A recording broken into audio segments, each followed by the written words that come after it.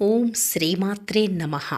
సౌందర్యలహరిలోని శ్లోకాలను సులభతరంగా నేర్చుకోవడంలో భాగంగా ఈరోజు 75వ శ్లోకం నేర్చుకుందాం.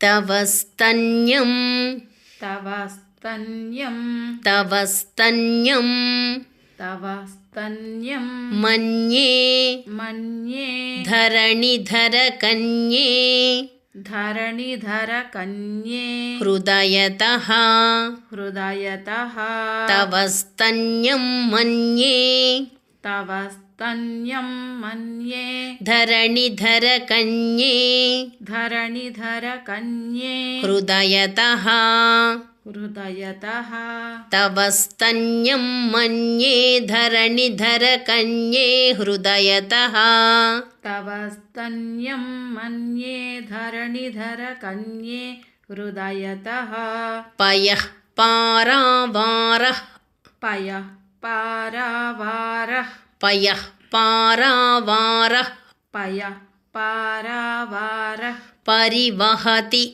పరివహతి సారస్వతమివ సారస్వతమివ పయః పారావారః పరివహతి సారస్వతమివ పయః పారావారః పరివహతి పారస్వతమివ సారస్వతమివ సారస్వతమివ పయః పారావారః పరివహతి సారస్వతమివ పయః పారావారః పరివహతి సారస్వతమివ దయావత్యా దత్తం దయావత్యా దత్తం దయావత్యా దత్తం దయావత్యా దత్తం ద్రవిడశిశుర్ ద్రవిడశిశుర్ ఆస్వాద్య తవ యత్ ఆస్వాద్య తవ యత్ ద్రవిడశిశురాస్వాద్య తవ యత్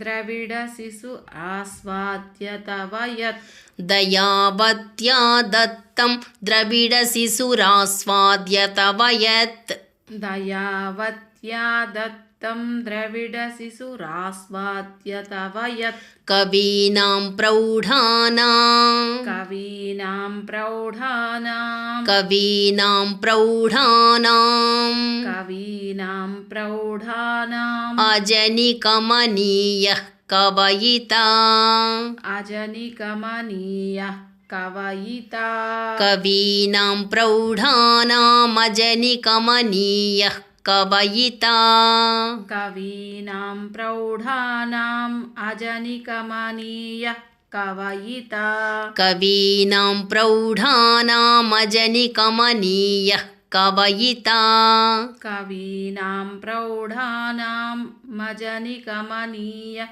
కవయితా. ఇప్పుడు ఇద్దరం కలిసి చెప్దాం.